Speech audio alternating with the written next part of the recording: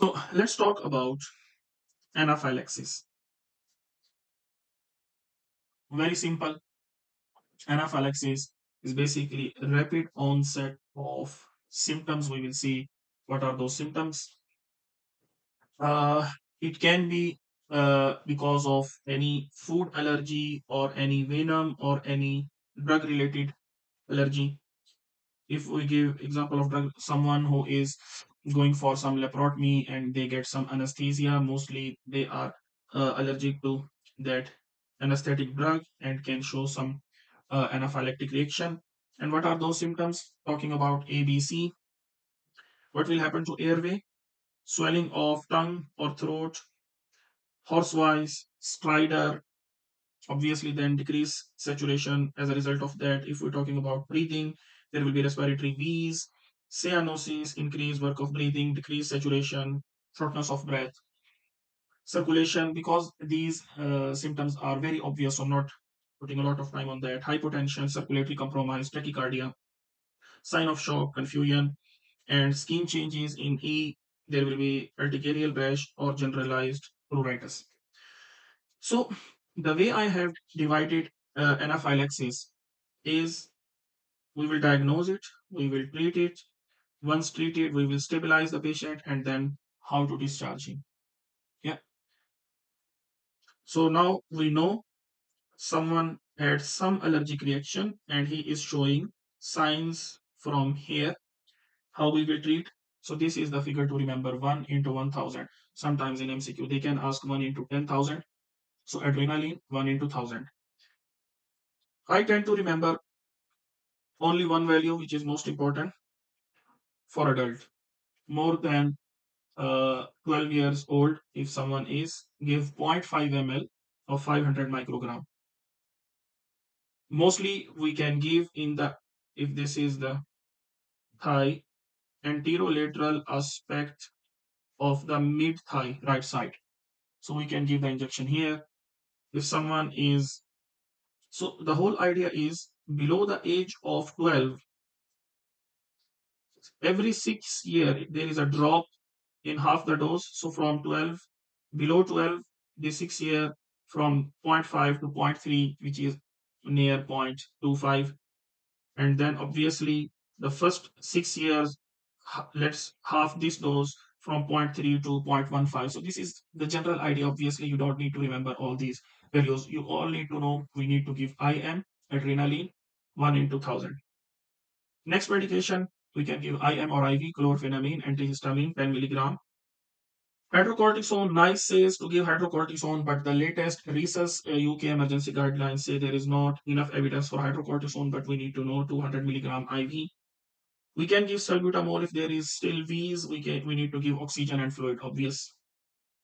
So from this part, all we need to remember some severe compromise, either respiratory or circulatory. We need to give adrenaline, steroid, and chlorphenamine. Once stabilized and the skin changes are still there, we can give oral antihistamine on top of the previous IV. Then after 1 hour, we need to do serum tryptase to find out if the reaction was a true episode of anaphylaxis. So this is the most important thing. Multiple MCQs for anaphylaxis. This is the line: 1 hour after treatment, test mast cell tryptase. Test tryptase after 1 hour of treatment to find out if the allergic reaction was a true anaphylactic reaction. You can refer to specialist, but give 2 extra EpiPen or adrenaline injection just in case before seeing the specialist they can get another anaphylactic reaction. They should know when and how to use them. So now we know all these three things. We need to remember the dose. We need to remember the sign. 1 hour tryptase. Approach to discharge. So now what to do after 2 hours, 6 hours, and then 12 hours. So this is according to research UK guidelines. The first type discharge is if the person has only got one injection and we have given him 1 IM adrenaline and there is some supervision after the discharge, we can discharge the patient after 2 hours of getting adrenaline injection. There is a good response. There is someone at home to take care of him. So everything is normal, we can discharge in 2 hours. But if someone needed two injection, we need to monitor for 6 hours. If someone needed more than two injection of adrenaline, we need to monitor for 12 hours. That's it, we need to remember from here. So let's see. If someone required two IM adrenaline injection, there is an MCQ. Someone got two injection to avoid biphasic or observe for 6 hours. So obviously the answer was for how long we need to observe. 6 hours. Why? Usually the biphasic. Sorry, if there is a biphasic reaction history, biphasic reaction is basically even if we treat someone, I have written it down here for you. Even if we treat someone, there is a chance that all the anaphylactic symptoms will come back without any new allergens. So this is biphasic reaction. We need to inform the patient if we are discharging that there is a possibility you can get biphasic reaction, but not always or not all the people can get this. So if someone with the previous history of biphasic reaction, we need to monitor them for 6 hours, no matter even if they have showed a good response or if they needed two IM adrenaline injections. So 12 hour, if someone needed more than two injection, background of severe asthma, they are late at night, if there is any ongoing reaction, or if they are living in the area where there is no emergency access, we need to monitor them for 12 hours. So this is very simple way, and it is in this pattern. First, diagnose, treat with adrenaline 1 in 1000 IM 500 microgram, chlorphenamine 10 milligram, hydrocortisone 200. Once treated, we need to do trip days at 1 hour, and then for discharge, when to monitor for 6 hours, when to monitor for 12 hours. If there is previous history of biphasic reaction, 6 hours. If previous severe asthma, then 12 hours. That's it. So this is basically the diagram from Research Council. If we are treating here and there is no improvement, as we have written, once stabilized. If the patient is not stabilized with this treatment, then what to do? Then we will come here. Refractory anaphylaxis. The idea is establish a peripheral IV access. Ideally, with this access, start adrenaline infusion. For now, we were giving adrenaline IM. We can repeat adrenaline after every 5 minutes. If there is no improvement, we need to jump onto infusion. So this is the route for refractory anaphylaxis. But if we are not able to get infusion, meanwhile, we will start the IV bolus. We will start giving the IM adrenaline every 5 minutes until adrenaline infusion has been started. High flow oxygen monitor, and then once the infusion is started, 1 milligram in 100 ml sodium, we need to titrate according to the response. But obviously, usually the MCQs for MRCP1 will not come from refractory. This is very ED specific.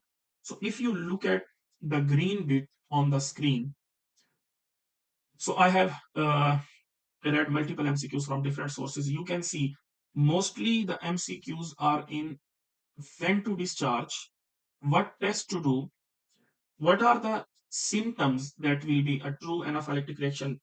This MCQ was someone got a wheeze while blowing the balloon, so we know latex allergy can cause anaphylactic reaction.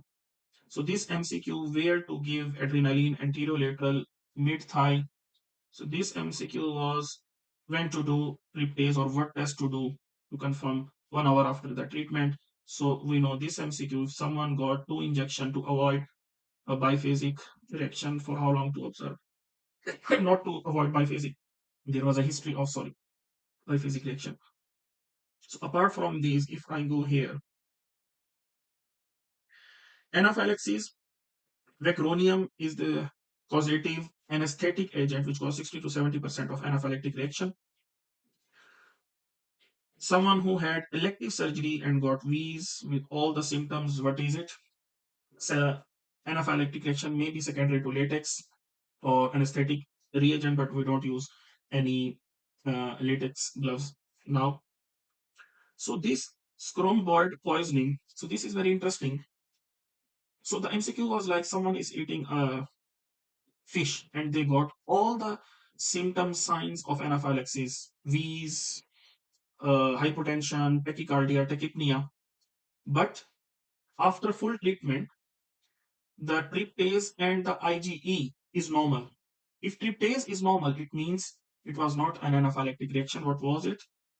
crumboid poisoning, which is usually after eating a fish which is full of amines, and usually we cannot destroy amines from cooking, so those can cause some crumboid poisoning, and it was not a true anaphylactic reaction.